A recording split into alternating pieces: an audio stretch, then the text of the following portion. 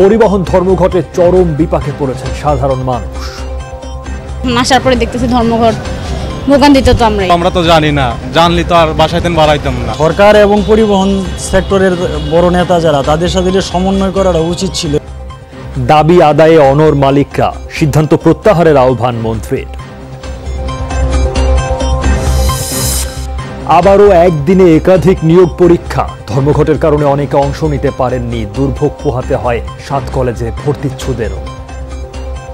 অনেক ভোগান্তির সৃষ্টি হয়েছে, অনেক কষ্ট হয়েছে আসতে। যেখানে ভাড়া লাগতো 20 টাকা, সেখানে তার লাগতেছে হচ্ছে 200 টাকা 300 টাকার মতো। বাসায় কিভাবে যাব জানি না, কিন্তু অনেক কষ্ট করে আসছি। লুটপাট করতেই জ্বালানি তেলের দাম বাড়িয়েছে সরকার, অভিযোগ ফখরুলের। জনগণের অধিকার কেড়ে নেওয়া হয়েছে, মন্তব্য নেতাদের।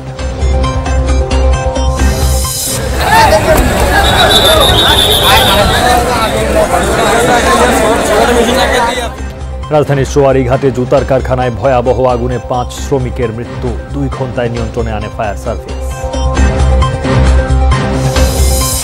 বঙ্গবন্ধুর নাম মুছে ফেলার চেষ্টা করেছিল স্বাধীনতা বিরোধীরা। লন্ডনে মুজিব অ্যান্ড ইন্ট্রোডাকশন বইয়ের প্রকাশনা অনুষ্ঠানে বললেন প্রধানমন্ত্রী। নতুন করে কয়লা বিদ্যুৎ কেন্দ্র করবে না বাংলাদেশ, জলবায়ু সম্মেলনে স্পষ্ট করেছে সরকার। বিদ্যুৎ চালিত গাড়ি চালুর পরিকল্পনা চূড়ান্ত।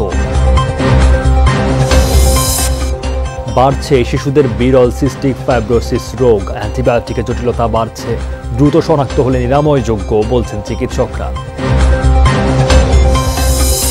এছাড়াও রাতের বাংলাদেশে থাকছে ব্যর্থ বিশ্বকাপ মিশন শেষে দেশে ফিরল বাংলাদেশ ক্রিকেট দলের একাংশ, মুখ লুকিয়ে বিমানবন্দর ছাড়ল টাইগাররা। এতক্ষণ শিরোনাম দেখছিলেন, এবারে বিস্তারিত। পরিবহন ধর্মঘটে সারা দেশে অচলাবস্থা তৈরি হয়েছে, চরম ভোগান্তিতে পড়েছেন সাধারণ মানুষ। তেলের দাম বাড়ানোয় বাস ট্রাক মালিকরা ভোর থেকে ধর্মঘটের ডাক দেন। দাবি মানতে রোববার পর্যন্ত সময় দিয়েছে মালিকরা।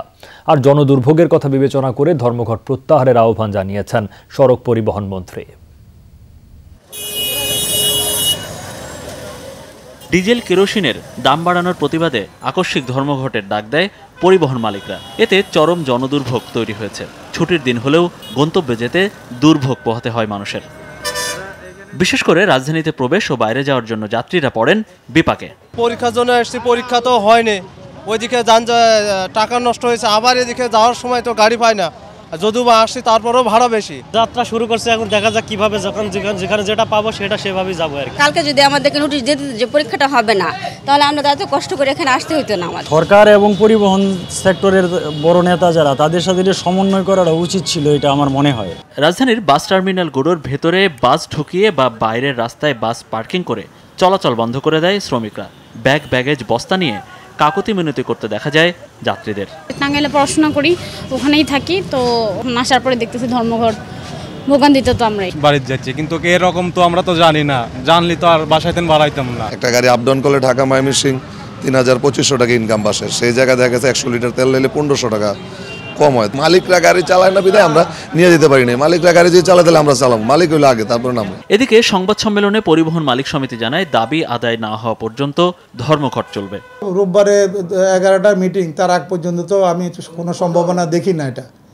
এখন এটার সমাধান দেওয়ার মালিক তো সংশ্লিষ্ট মন্ত্রণালয় এবং বিআরটি, ওনারা তো রোববারে মিটিং আহ্বান করছে। ওনারা যদি তার আগে করতো, আমরা তো রাজি আছি, আমরা তো তৈরি আছি বসার জন্য, আলোচনা করার জন্য।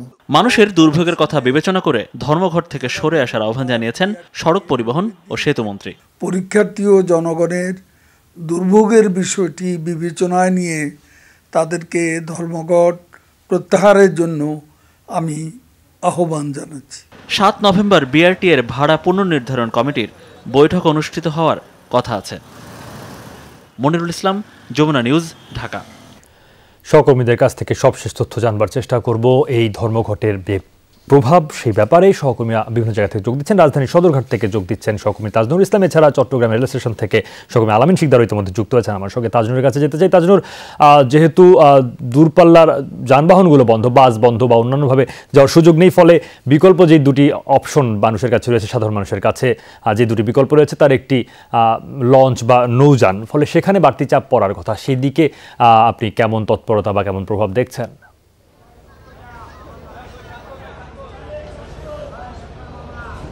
সৌমিত্র, দেখুন বাড়তি চাপ পড়ার যে বিষয়টি বলছেন, আসলে বছরের অন্যান্য স্বাভাবিক সময়ের মতো এই সময়টাতে মানুষজন খুব স্বাভাবিক চলাফেরা করেন। তার কারণে কিন্তু দক্ষিণবঙ্গের মানুষের চলাফেরার যেই প্রধান বাহন সেটি হচ্ছে লঞ্চ, অর্থাৎ সদরঘাটের এই টার্মিনালটি ব্যবহার করে তারা দেশের দক্ষিণাঞ্চলের যে জেলাগুলো রয়েছে সেখানে তারা যাতায়াত করে থাকেন। অন্য সময়ের মতো আসলে স্বাভাবিক ভিড়, তবে ভাড়া নিয়ে যে বিতর্কটি তৈরি হয়েছে, অর্থাৎ আজকে লঞ্চ মালিক সমিতির পক্ষ থেকে যে বিষয়টি বলা হয়েছে যে আগামীকাল অর্থাৎ শনিবারের মধ্যে যদি বিআইডব্লিউটিএ তাদের দাবিটি মেনে নেয়, অর্থাৎ তাদের যে দাবিটি সেটি হচ্ছে তেলের দাম বাড়ার কারণে তারা ভাড়া শতভাগ বাড়ানোর যে দাবিটি জানিয়েছেন, সেই দাবি যদি কোনোভাবে মানা না হয় তাহলে কাল থেকে তারা এই যে সর্বশেষ যে গণপরিবহন অর্থাৎ মানুষের যাতায়াতের যে মাধ্যম অর্থাৎ লঞ্চ চালু রয়েছে, সেই লঞ্চটি কিন্তু তারা বন্ধ করে দেওয়ার একটা ঘোষণা বা আলটিমেটাম তারা দিয়েছেন। কালকে একটি বৈঠক হবার কথা রয়েছে, সেই বৈঠকের মাধ্যমে মালিক সমিতি কী সিদ্ধান্ত নেন সেই সিদ্ধান্ত জানার অপেক্ষায় আমরা সবাই রয়েছি। কিন্তু যেটি বিষয় হচ্ছে যে ভাড়া কিন্তু এর মধ্যেই কয়েকটি গন্তব্যের লঞ্চে এর মধ্যেই ভাড়া বাড়িয়ে দেওয়ার আমরা খবর পেয়েছি। বিশেষ করে বরিশালগামী যেই সমস্ত লঞ্চ রয়েছে সেই লঞ্চগুলোতে এর মধ্যেই ভাড়া বাড়িয়ে দেওয়া হয়েছে এবং সেই বাড়তি ভাড়ার কারণে পুরো চাপটাই কিন্তু যাত্রীদের উপর পড়ছে। কেননা যাত্রীরা এতদিনে যেই ভাড়া দিয়ে তারা বাড়িতে যেতেন, অর্থাৎ বরিশাল কিংবা অন্যান্য যে সমস্ত গন্তব্যে সদরঘাটের এই টার্মিনাল ব্যবহার করে তারা যেতেন, সেই ভাড়া থেকে তারা যদি আজকে থেকেই যদি দ্বিগুণ ভাড়া দিতে শুরু করেন, সেই পুরো চাপটাই কিন্তু যাত্রীদের উপর পড়ছে এবং যাত্রীরা ক্ষোভ প্রকাশ করেছেন। তারা বলছেন যে এই যে তেলের দাম বাড়ানো হলো, এর প্রেক্ষিতে গণপরিবহনের সমস্ত কিছু যে ভাড়া বাড়িয়ে দেওয়ার যে ব্যাপারটি, সেই পুরো চাপটি তাদের উপর এসে পড়েছে। সেই ব্যাপারটি নিয়ে তারা অনেকটাই বিক্ষুব্ধ। কালকে পর্যন্ত আমাদের অপেক্ষা করতেই হবে যে সবশেষ কি সিদ্ধান্ত আসে, মালিক সমিতি কি সিদ্ধান্ত নেন, বিআইডব্লিউটিএ এর সঙ্গে তাদের কোনো বৈঠক হয় কিনা কিংবা বিআইডব্লিউটিএ আদৌ ভাড়া সামঞ্জস্য করার কোনো সিদ্ধান্ত নেয় কিনা, সেই বিষয়টির দিকে নিশ্চয়ই আমাদের নজর থাকবে। সৌমিত্র, ধন্যবাদ আপনাকে তাজনুর।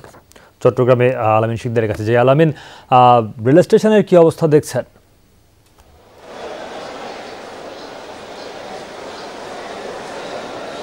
সৌমিত্র, প্রচুর পরিমাণে যাত্রীর কথা যদি বলতে চাই, প্রচুর যাত্রী কিন্তু চট্টগ্রাম যে রেল স্টেশন সেই রেল স্টেশনে চলে এসেছে। যেহেতু বিকল্প কোনো ব্যবস্থা নাই, যে দূরপাল্লার যে গন্তব্য তাদের, সেই গন্তব্যে যাওয়ার জন্য যেহেতু কোনো ব্যবস্থা নাই, তার পুরোপুরি চাপটা কিন্তু চট্টগ্রাম রেল স্টেশনে এসে পড়েছে, যার কারণে প্রচুর যাত্রী এখানে দেখা যাচ্ছে। তবে বলে রাখি, চট্টগ্রামে যে ট্রেনগুলো চট্টগ্রাম রেল স্টেশন ছেড়ে গেছে আজকে সকাল থেকে এখন পর্যন্ত, সবগুলো ট্রেনেই অতিরিক্ত বগি লাগানো হয়েছিল। আর প্রতিটি ট্রেনই পূর্ণ যাত্রী নিয়ে গিয়েছে, শতভাগ যাত্রী নিয়ে গিয়েছে বলে আমাদেরকে স্টেশন যে ম্যানেজার আছে তিনি আমাদেরকে জানিয়েছেন। কিছুক্ষণ পর 10:30টায় যে চট্টগ্রাম মেল যেটি আছে, যেটি চট্টগ্রাম থেকে ঢাকা যাবে, সেই মেল ট্রেনটিওতেও বলতে গেলে প্রায় 600 থেকে 700 জন যাত্রী নেওয়ার কথা থাকলে তারা জানিয়েছেন যে এরই মধ্যে অন্তত 1000 খানেক টিকিট সেই ট্রেনের তারা বিক্রি করেছে। যেহেতু মেল ট্রেনটি প্রথম শ্রেণীর কোনো ট্রেন নয়, সেহেতু সেখানে দাঁড়িয়ে যাত্রী নেওয়ার সুযোগ রয়েছে বিধায় তারা অতিরিক্ত টিকিটগুলো বিক্রি করেছে। এরপরে ঠিক 11টায় তুর্না নিশিতা যে আন্তনগর ট্রেনটি আছে, সেই ট্রেনটি চট্টগ্রাম স্টেশন থেকে ঢাকার উদ্দেশ্যে চলে যাবে। আর সেই ট্রেনে যাওয়ার জন্য প্রচুর অপেক্ষমান যাত্রী কিন্তু আমরা স্টেশনে দেখতে পাচ্ছি। অনেকেও এখন এই মুহূর্তে ঠিক এসেও ফিরে যাচ্ছেন, কারণ টিকিট তারা পায়নি। এই ট্রেনটিতেও 2টি বগি সংযোজন করা হয়েছে, 2টি বগিতে সব মিলিয়ে 115 জন যাত্রী বাড়তি নেওয়া হবে। আরেকটি বিষয় জানিয়ে রাখি, টোটাল 668টি টিকিট ছিল তুর্না নিশিতাতে, সেখানে 115টি আরও বাড়িয়ে পূর্ণ যে সেবা যাত্রীদের সেটা দেওয়ার চেষ্টা করছে। তবে এরপরও অনেক যাত্রী কিন্তু এখান থেকে ফিরে যেতে হবে, যারা ট্রেনে করেও যে নির্ধারিত গন্তব্যে সেখানে পৌঁছতে পারবে না। সৌমিত্র, ধন্যবাদ আলামিন আপনাকে। শনিবার দুপুরের মধ্যে ভাড়া শতভাগ বাড়ানোর দাবি জানিয়েছে লঞ্চ মালিক সমিতি। বিআইডব্লিউটিএ এর চেয়ারম্যান বরাবর লিখিতভাবে চিঠি দিয়ে এই দাবি জানানো হয়। এতে ডিজেলের মূল্য বৃদ্ধির প্রেক্ষিতে কিলোমিটার প্রতি 1 টাকা 70 পয়সার স্থলে 3 টাকা 40 পয়সা এবং 1 টাকা 40 পয়সার স্থলে 2 টাকা 80 পয়সা লঞ্চের ভাড়া নির্ধারণের প্রস্তাব করা হয়েছে। লঞ্চ মালিক সমিতির সভাপতি মাহবুব উদ্দিন জানান, সরকার লঞ্চ ভাড়া বৃদ্ধির দাবি মেনে নেবে বলে তারা আশা করছেন। দাবি আদায় না হলে তখন অবস্থা বুঝে ব্যবস্থা নেওয়া হবে। নৌযানের ভাড়া বৃদ্ধির জন্য 100% বৃদ্ধির প্রস্তাবনা তার নিকট পাঠিয়েছে। আগামীকাল দুপুরের মধ্যে তিনি সেই প্রস্তাবনার পরিপ্রেক্ষিতে আমাদের জাহাজের ভাড়া বৃদ্ধির সিদ্ধান্ত দেবেন আশা করি। পরিবহন ধর্মঘটের প্রভাব পড়েছে চট্টগ্রাম বন্দরে। বন্ধ রয়েছে পণ্য সরবরাহ এবং জাহাজীকরণের কাজ। সকাল থেকে বন্দরে প্রবেশ করেনি কোনো পণ্যবাহী ট্রাক, কাভার্ড ভ্যান ও লরি। পণ্য নিয়ে বের হতেও দেখা যায়নি কোনো বাহনকে। এতে বন্ধ হয়ে যায় বন্দরের পণ্য সরবরাহ এবং জাহাজীকরণ। ধর্মঘট অব্যাহত থাকলে বন্দরের অভ্যন্তরে ভয়াবহ কন্টেইনার জট তৈরির আশঙ্কা করছেন বন্দর সংশ্লিষ্টরা। অন্যদিকে পণ্য পরিবহন ব্যাহত হওয়ায় ক্ষতির মুখে পড়ার শঙ্কায় তৈরি পোশাক খাত সহ বিভিন্ন খাতের ব্যবসায়ীরা। ভাড়া তো বাড়তেছে না, ঠিক আছে, তো এই কারণে সব কিছু কি স্থগিত। এখন বন্দরে কোনো ডেলিভারি যাচ্ছে না মনে, মানে বন্দরে ডেলিভারি বন্ধ, বন্দর জাহাজগুলো বন্ধ। তেলের দাম বৃদ্ধি করলে ভাড়াও বৃদ্ধি করতে হবে। সব কিছু সমন্বয় করে যদি একটা সিদ্ধান্ত নেওয়া হয়, কোনো অসুবিধা নেই। আমরা এটা সরকারের সিদ্ধান্ত মানতে বাধ্য। আমরা আন্তর্জাতিক বাজারের সাথে সামঞ্জস্য রেখেই ডিজেল আর কেরোসিনের দাম বাড়ানো হয়েছে বলে জানিয়েছেন স্বরাষ্ট্রমন্ত্রী আসাদুজ্জামান খান। বিকেলে রাজধানী স্কুল মাঠে ঢাকা মহানগর উত্তর আওয়ামী লীগের ইউনিট সম্মেলনে এসব কথা বলেন তিনি। রোববারের বৈঠকে পরিবহন ধর্মঘটের বিষয়ে শান্তিপূর্ণ সমাধান আসবে বলে আশাবাদ ব্যক্ত করেন তিনি। এইটার যথেষ্ট যুক্তি রয়েছে। আমরা অনেকখানি ভর্তুকি দিয়ে এই তেল বাজারে আমরা বাজারজাত করছিলাম। এই ভর্তুকির পরিমাণও বিরাট, সেই জন্যই এটাকে একটা কমিয়ে আনার জন্য এই প্রচেষ্টা। দুর্ভোগের প্রশ্নটা যেটা আসে সেটা নিয়ে কালকে মাননীয় মন্ত্রী মহোদয় বসবেন এবং একটা পিসফুল সমাধান হবে। পরিবহন ধর্মঘটে বিপাকে পড়েন ভর্তি ও নিয়োগ পরীক্ষার্থীরাও। আজ ঢাকা বিশ্ববিদ্যালয়ে অধিভুক্ত 7 কলেজের বাণিজ্য ইউনিটের ভর্তি এবং 26টি প্রতিষ্ঠানের চাকরির নিয়োগ পরীক্ষা হয়। গাড়ি না পেয়ে এবং দ্বিগুণ ভাড়া গুনে চরম ক্ষোভ প্রকাশ করেন পরীক্ষার্থীরা। অনেকে পরীক্ষায় অংশগ্রহণও করতে পারেননি। পরিবহন ধর্মঘট ডিস্ট্রিক্ট বাস চলবে না জানি, তারপরও রিস্ক নিয়ে বের হয়েছে, যদি কোনোভাবে ভেঙে টেঙে যাওয়া যায়। জনি শাহ থাকেন কুমিল্লার পদুয়ার বাজারে। রাজধানীতে এসেছেন নিয়োগ পরীক্ষা দিতে। ঢাকা কলেজ কেন্দ্রে পৌঁছাতে চরম ভোগান্তিতে পড়েন তিনি। এছাড়া একই সময় 3টি প্রতিষ্ঠানে নিয়োগ পরীক্ষা থাকায় ক্ষোভও প্রকাশ করেন তিনি। গুলিস্তান থেকে হেঁটে হেঁটে ঢাকা কলেজ আসলাম। অনেক ভোগান্তির সৃষ্টি হয়েছে, অনেক কষ্ট হয়েছে আসতে। যারা পরীক্ষা দিচ্ছে তারা জানে যে তাদের পক্ষে অসম্ভব পরীক্ষা মিস করা, যেভাবেই হোক আসতে হবে। রাজধানীতে এদিনে 26টি চাকরির নিয়োগ পরীক্ষা। একে তো গণপরিবহন নেই, তার উপর একই সময় পরীক্ষা। ফলে জনি শাহর মতো অবস্থা আরো অনেককে গুনতে হয়েছে কয়েক গুণ বাড়তি ভাড়াও। অনেকে হয়তো সিএনজি নিয়ে আসছে, যেখানে ভাড়া লাগতো 20 টাকা, সেখানে তার লাগতেছে হচ্ছে 200 টাকা 300 টাকার মতো। 100 টাকার ভাড়া 300 টাকা দিয়ে আসতে হয়েছে। এদিকে ঢাকা বিশ্ববিদ্যালয়ের অধিভুক্ত 7 কলেজের ভর্তি পরীক্ষাও নেওয়া হয়। কেন্দ্রে পৌঁছানো ও ফেরার ক্ষেত্রে তারাও পড়েন দুর্ভোগে। গণপরিবহন বন্ধ, এটা তো খুবই স্টুডেন্টদের একটা সমস্যা, যে এখানে আসা যাওয়ার জন্য তো এখন পরীক্ষার সময়। বাসায় কিভাবে যাব জানি না, কিন্তু অনেক কষ্ট করে আসছি। 20 টাকার ভাড়া 200 টাকা দিয়ে আসছি। ধর্মঘটের মতো হঠকারী সিদ্ধান্তে ক্ষোভ প্রকাশ করেন তারা। তানভীর মৌসুম, যমুনা নিউজ, ঢাকা। ভারতে কমলেও দেশে সরকারি দলের নেতারা নিজেদের পকেট ভারী করতেই ডিজেল ও কেরোসিনের দাম বাড়িয়েছে বলে অভিযোগ করেছেন বিএনপি মহাসচিব মির্জা ফখরুল ইসলাম আলমগীর। লুটপাট করতেই নিত্যপণ্যের দামও বাড়ানোর অভিযোগ করেছেন দলটির নেতারা। রাজধানীতে আলাদা অনুষ্ঠানে তারা এই অভিযোগ করেন। অবিভক্ত ঢাকার মেয়র বিএনপি নেতা সাদেক হোসেন খোকার দ্বিতীয় মৃত্যুবার্ষিকী উপলক্ষে ইঞ্জিনিয়ার্স ইনস্টিটিউশনে আয়োজন করা হয় স্মরণ সভার। সাদেক হোসেন খোকা এবং আমি কাঁধে কাঁধ মিলিয়ে কাজ করেছি। এতে বিএনপি নেতারা বলেন, দলকে সুসংগঠিত করা না গেলে অপূরণীয় ক্ষতি হবে। বিএনপি মহাসচিব বলেন, বিনা কারণে তেলসহ নিত্যপণ্যের দাম বাড়িয়েছে সরকার। বাংলাদেশে ডিজেল আর কেরোসিনের দাম বাড়ানো হচ্ছে, পার্শ্ববর্তী ভারতে 5 টাকা করে কমিয়ে দেওয়া হয়েছে। এই সরকার অত্যন্ত পরিকল্পিতভাবে বাংলাদেশের অর্থনীতিকে ধ্বংস করছে, বাংলাদেশের রাজনীতিকে ধ্বংস করেছেই, এখন তারা বাংলাদেশের মানুষের ভবিষ্যৎকে ধ্বংস করছে।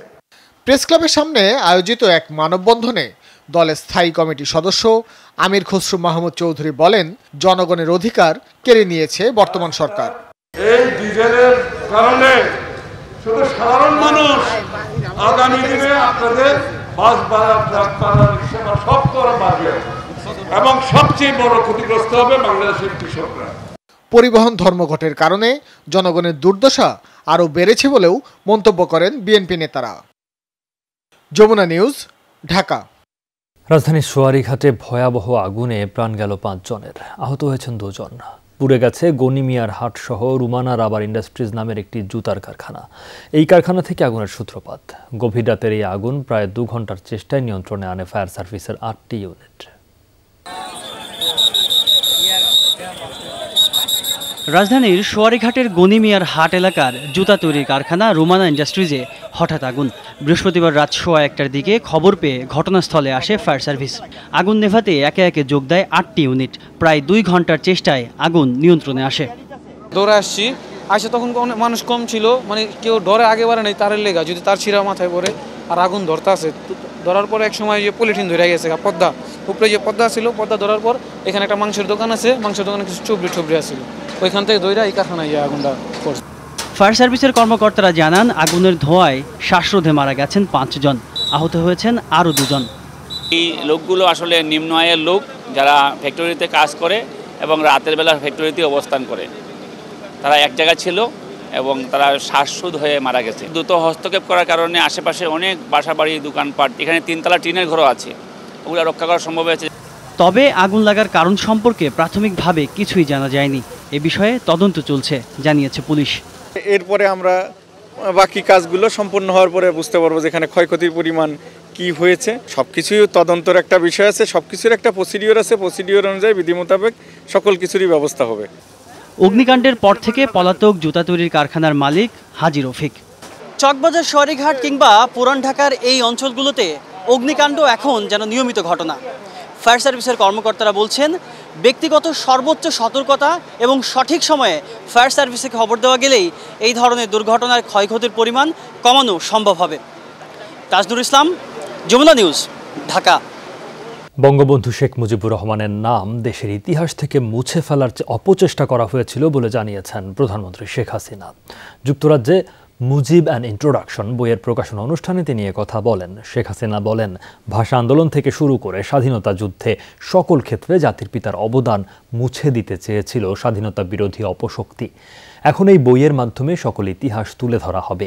ইতিহাসকে বিকৃত করার আর কোনো সুযোগ নেই বলেও জানান প্রধানমন্ত্রী। বলেন, বইটি পাঠের মাধ্যমে আগামী প্রজন্ম সঠিক ইতিহাস জানতে পারবে।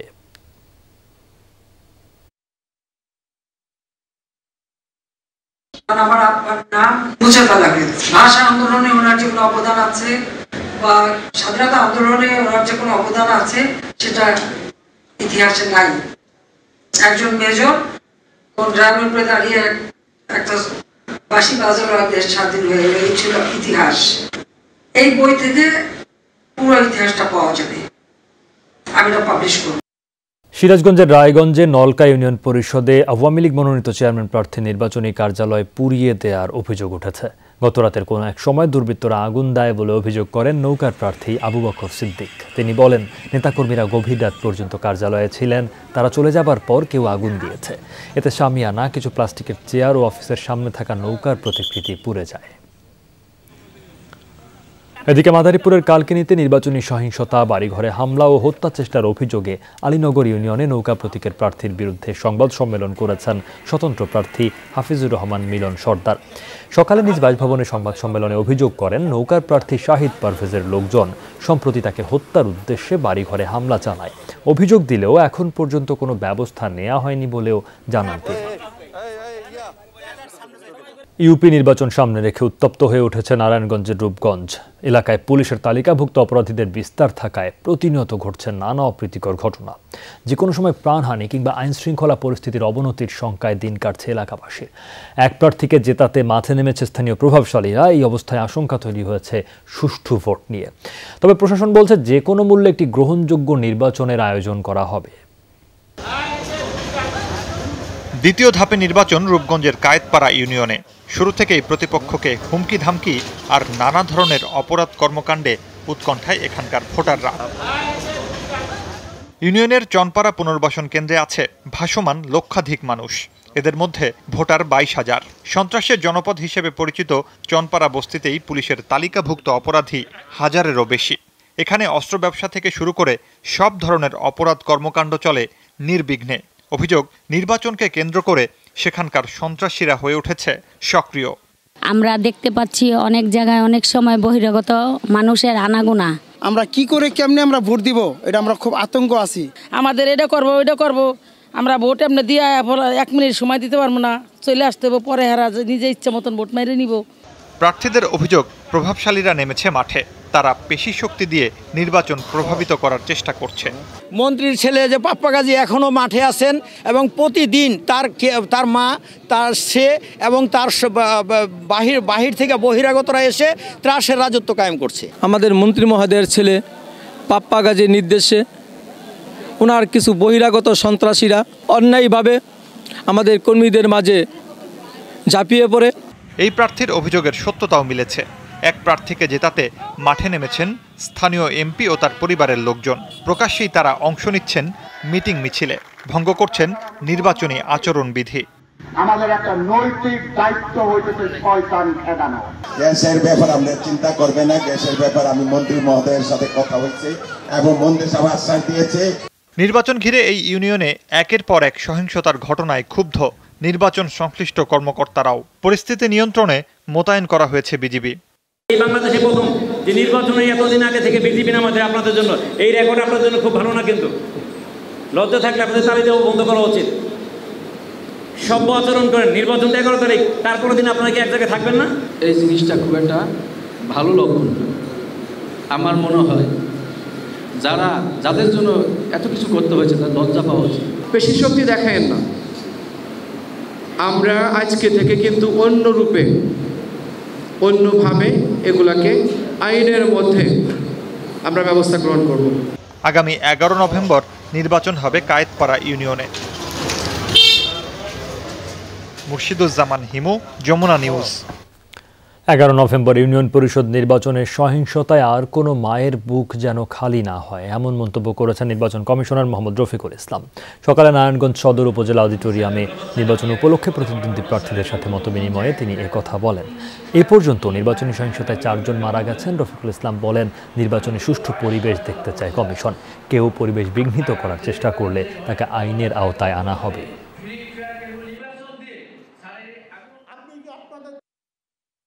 একটা সুষ্ঠু নির্বাচনের জন্য সব ধরনের ব্যবস্থা আমি করব, এই নির্বাচন কমিশন করবে।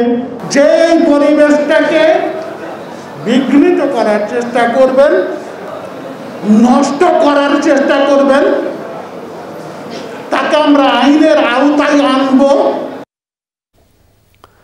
3 দিন ধরে সিলেটের কানাইঘাট সীমান্তের শূন্য রেখায় পড়ে থাকা বিএসএফের গুলিতে নিহত 2 বাংলাদেশের মরদেহ ফেরত দিয়েছে বিএসএফ।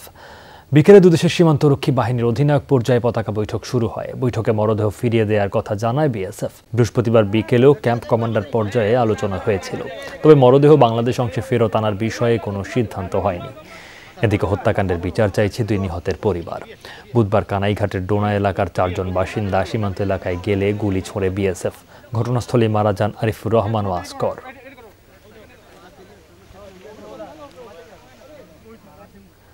নতুন করে আর কোনো কয়লা বিদ্যুৎ কেন্দ্র করবে না বাংলাদেশ। সরকারের অবস্থানের কথা জলবায়ু সম্মেলনে স্পষ্ট করেছেন প্রতিমন্ত্রী নসরুল হামিদ।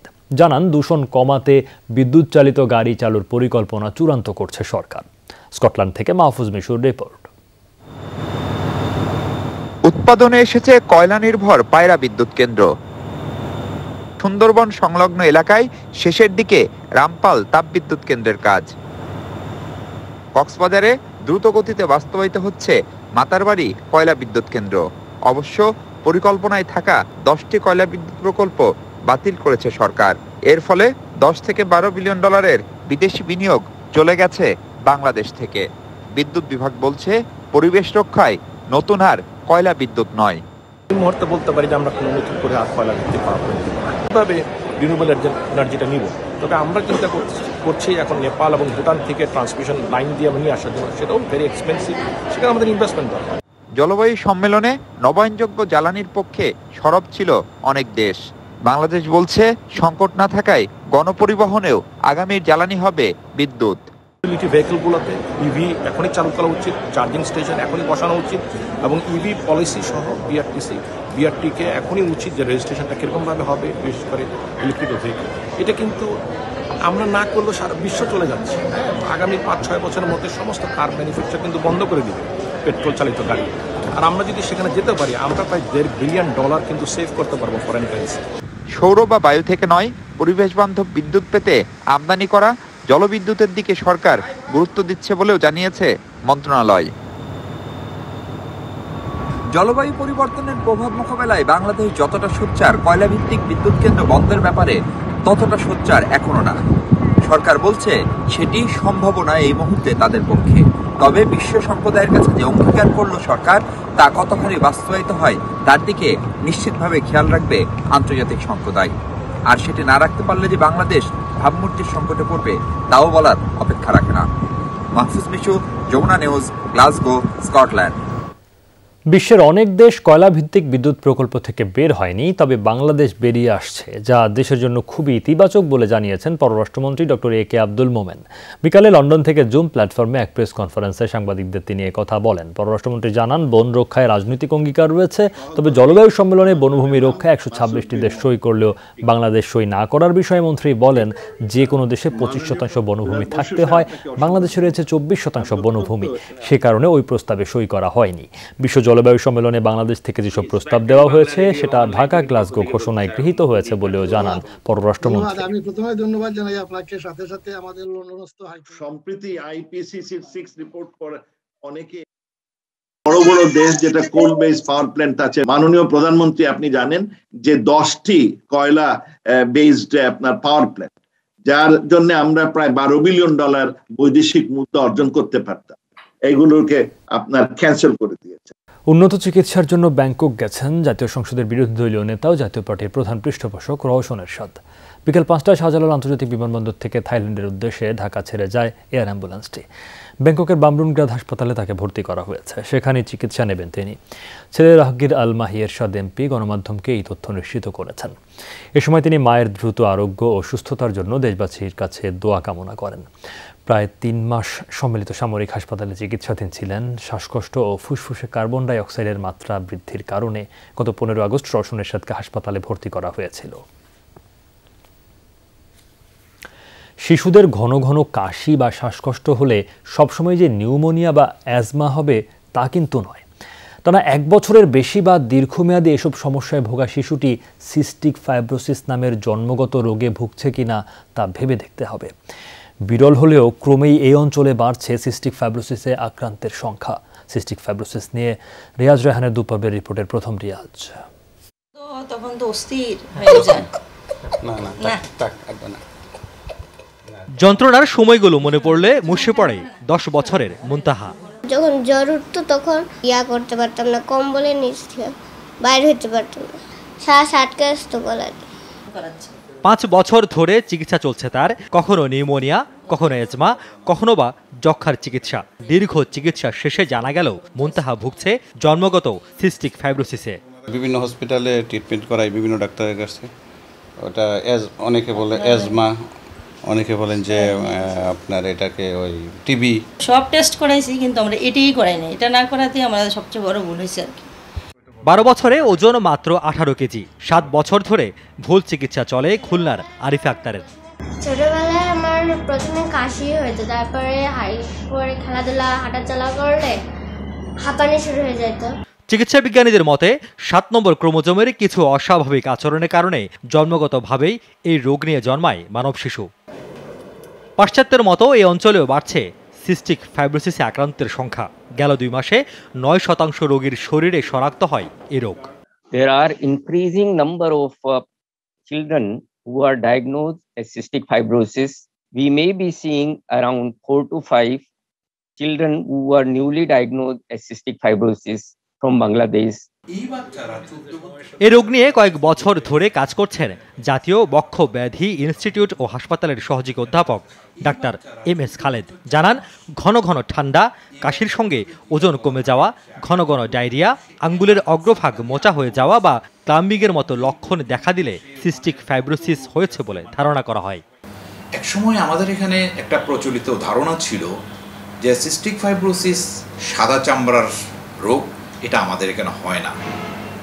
কিন্তু পরবর্তীতে দেখা গেল সিস্টিক ফাইব্রোসিস আমাদের এখানে ঠিক ততটা বিরল নয় যতটা আমরা চিন্তা ভাবনা করছি, বরং এটা আমাদের চিন্তার আড়ালে চাপা পড়া একটা খুবই সাধারণ একটা রোগ।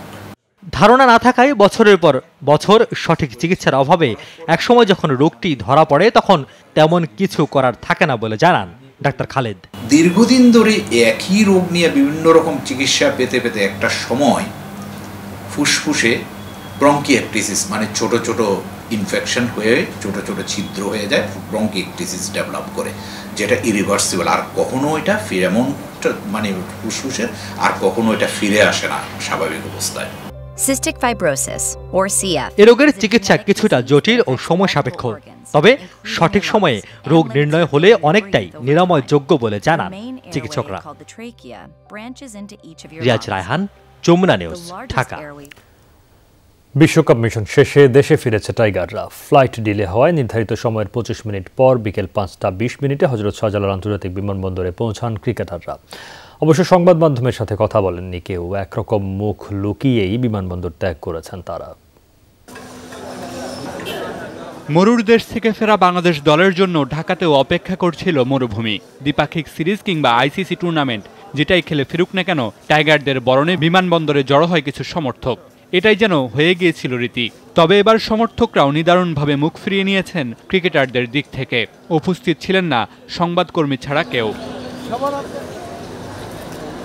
সবার প্রথম বিমানবন্দরের গেট দিয়ে বের হয়ে আসা মোস্তাফিজের মুখখানা দেখলেই বোঝা যায় আড়াল খুঁজছেন তিনি।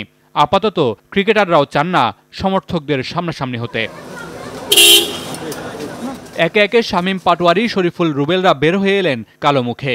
বিমানবন্দর ত্যাগ করলেন গাড়ির কাছে মুখ লুকিয়ে। বিশ্বকাপ সফরের সব ক্রিকেটার না ফিরলেও ফিরেছেন অধিকাংশই। রিয়াদ, মুশফিক, তাসকিন, লিটনরা ফিরবেন আরও কিছুদিন পর। এর আগে ফ্লাইট ডিলে থাকায় 25 মিনিট দেরিতে হযরত শাহজালাল আন্তর্জাতিক বিমানবন্দরে বিকাল 5:20 পৌঁছান ক্রিকেটাররা। মামুনুর রশিদ, যমুনা স্পোর্টস, ঢাকা।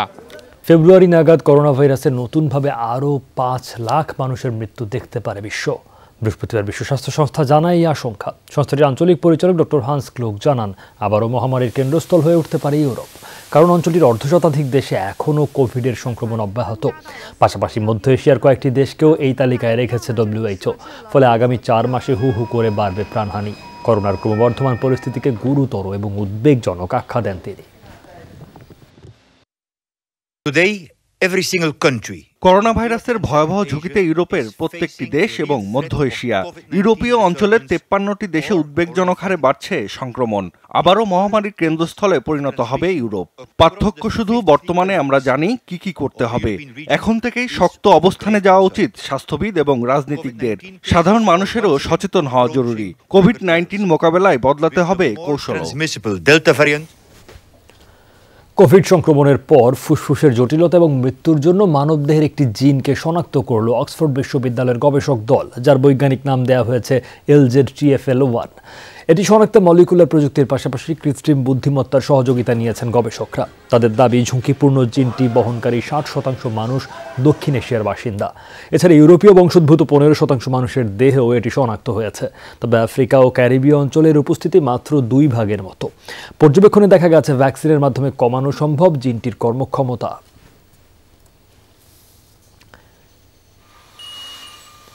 শিল্প উন্নয়নের নামে বড় বড় প্রতিষ্ঠানগুলো নেমেছে গ্রিন ওয়াশ বা সবুজ নিশ্চিহ্নের মিশনে। এমন অভিযোগ গ্লাসগোতে অনুষ্ঠিত জলবায়ু সম্মেলনে হাজির হওয়া পরিবেশ কর্মীদের। তারা বলছেন, জীবাশ্ম জ্বালানির পেছনে অর্থ ঢেলে জীববৈচিত্র্যের সর্বনাশ ডেকে আনছেন বিশ্ব নেতারা। দ্রুত পদক্ষেপ নিতে সম্মেলনের বাইরে বিভিন্ন প্রদর্শনীও করছেন আন্দোলনকারীরা। বিশ্বকে রক্ষা করতে চান জলবায়ুর ক্ষতিকর প্রভাব থেকে, পদক্ষেপ চান বিশ্ব নেতাদের। তাই গ্লাসগোর সম্মেলন কেন্দ্রের বাইরে টানা আন্দোলন পরিবেশ কর্মীদের। কিভাবে মানুষ বিশ্বকে ধ্বংসের দিকে নিয়ে যাচ্ছে বিভিন্ন প্রদর্শনীর মাধ্যমে তাও তুলে ধরছেন পরিবেশ কর্মীরা। বলছেন, শিল্প বিপ্লবের মাধ্যমে গ্রিন ওয়াশ কারখানা চালু করা হচ্ছে, কারি কারি অর্থ ব্যয় করা হচ্ছে জীবাশ্ম জ্বালানির পেছনে। যথেষ্ট বন পোড়ানো হয়েছে, আর না, এখন আমাদের জীবন বাঁচানোর তাগিদে বন উজাড় বন্ধ করতে হবে, আর এজন্য কলকারখানা বৃদ্ধিও ঠেকাতে হবে, কারণ তারাই ধ্বংস করছে জীববৈচিত্র্য। বিশ্ব নেতারা যে ভুলগুলো করছে তাই ধরিয়ে দেওয়ার চেষ্টা করছে। আমরা বুঝতে পারছি কিভাবে নিজেদের জন্য কবর খুঁড়ে চলছি দিন দিন। আমাদের বিশ্বাস নিশ্চয়ই সবাইকে পদক্ষেপ নেওয়ার বিষয়ে বোঝাতে সক্ষম হব। শুধু মানব জীবনই নয়, হুমকির মুখে অন্যান্য প্রাণীকুলও। তারা প্রতিবাদ জানান, বাণিজ্যিকভাবে মাছ ধরা বন্ধ না করলে বিলুপ্ত হবে বহু সামুদ্রিক প্রাণী। এজন্য দেশে দেশে তরুণদেরকে অগ্রণী ভূমিকা রাখার আহ্বান জানান তারা। যে কোনো ইস্যুকে সামনে নিয়ে আসতে তরুণরাই সবচেয়ে বড় ভূমিকা রাখতে পারে, আর আজকের তরুণরাই আগামী বিশ্বকে নেতৃত্ব দেবে। তাই পরিবেশ রক্ষায় তাদের সম্পর্কতা বাড়ানোর চেষ্টা করছি, আমরা তাদের হয়ে কাজ করছি। পরিবেশ কর্মীদের অভিযোগ, ফেসবুক মাধ্যম ব্যবহার করে জলবায়ু সম্পর্কে বিভিন্ন সময় গুজব ছড়ানো হয়, যা রোধে কার্যকর কোনো পদক্ষেপই নিচ্ছে না প্রতিষ্ঠানটি। এ নিয়েও ভিন্নধর্মী এক প্রতিবাদ জানান আন্দোলনকারীরা। অমিত হাসান রবিন, যমুনা নিউজ। ভয়াবহ দূষণের কবলে ভারতের রাজধানী নয়াদিল্লি। দেশটিতে সনাতন ধর্মাবলম্বীদের ধর্মীয় উৎসব দীপাবলিতে বাজি পটকা ফাটানোয় তৈরি হয়েছে এমন পরিস্থিতি। ভারতের বিভিন্ন গণমাধ্যম বলছে সরকারি নিষেধাজ্ঞা অমান্য করে এসব বাজি ফাটানো হয়। এতে বিষাক্ত হয়ে ওঠে রাজধানী সহ আশপাশের এলাকার বাতাস, ধোঁয়াশায় আচ্ছন্ন হয়ে যায় রাস্তাঘাট। দিনের বেলায়ও হেডলাইট জ্বালিয়ে চলাচল করতে হচ্ছে যানবাহনগুলোকে। দেশটির সরকারি পর্যবেক্ষক দল বলছে এয়ার কোয়ালিটি ইন্ডেক্সে দূষণের মাত্রা ছিল 500-র বেশি, যা স্বাভাবিকের চেয়ে কয়েক গুণ। তবে প্রতি শীত মৌসুমে বিভিন্ন অঞ্চলের কৃষকরা আগুন জ্বালিয়ে জমি পরিষ্কার করার কারণে দূষণের মাত্রা বৃদ্ধি পায় কয়েক গুণ। এই ছিল রাতের বাংলাদেশে। এতক্ষণ সাথে থাকার জন্য ধন্যবাদ।